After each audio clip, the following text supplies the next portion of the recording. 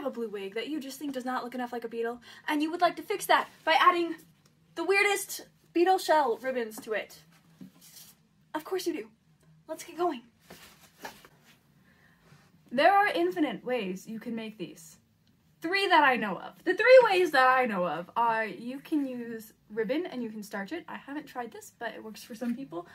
I made these out of craft foam. I just don't like, they start bending over time and they get a little bit more angular than ladybugs, but they're not awful, and you can make this for like 50 cents. This is just craft foam and hot glue. It's great. I'm going to be updating today to Worbla scraps because they're more rigid and so they'll hold the shape better, and I like it more. Here's a close-up of what I previously did. I used hot glue and EVA foam and then a little wire so I could make it removable so it would work for either Marinette or Ladybug. You're going to want to find something roughly the same size as your ponytail to form the Worbla around. Mine's about 3 3/4 and so is the thread spool, so I'll be using this. Because I want my ponytail holders to be removable, I'm making 4 half circles with a little bit extra on both sides to overlap. I left about 1/2 inch extra on each side, but that ended up being too much, so you could probably get away with just doing 1/4 inch. I would say that the width is to taste, but I'm afraid someone would actually end up eating their Worbla, so for me it was about 3/4 inch. Just do whatever it takes to cover your elastic. Also, keep in mind that Worbla will try to adhere to anything you put it on when it's warm, so this destroyed my thread spool.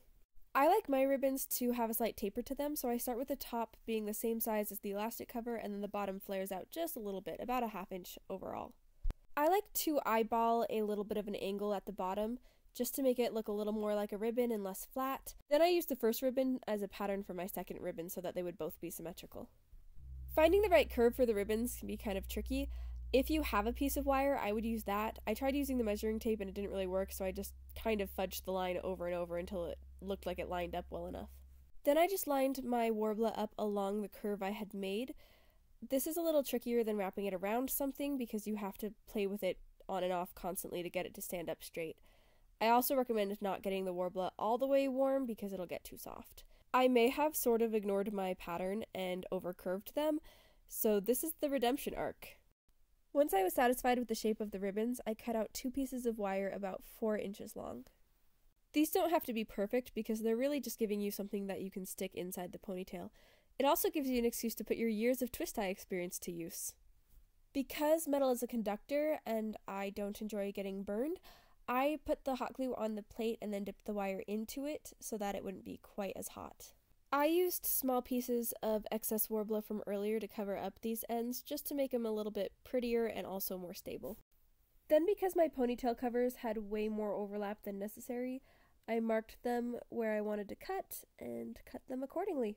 I actually pulled my suit out for painting as a reference so that I could color match to it.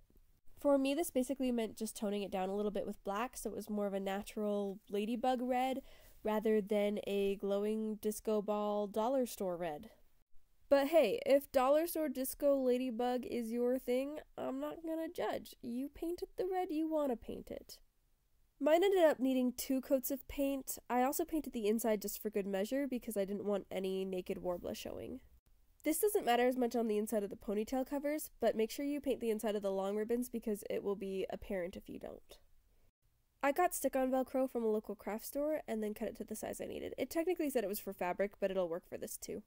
In order to avoid leaving any exposed Velcro, I marked where the overlap ended and put it as far inside as I could. It's definitely possible to skip a lot of these steps by making them one piece, but I don't want to have to remake them again every single time I restyle my wig, so I made them 2 pieces. It may feel like a pain, but it'll save you time and money in the long run. Tortoise in the hare, am I right? Although I was born in the year of the hare, so I resent that story. And that's it! You have successfully bugged out your wig, and now you're ready to go fight evil butterflies, as one does.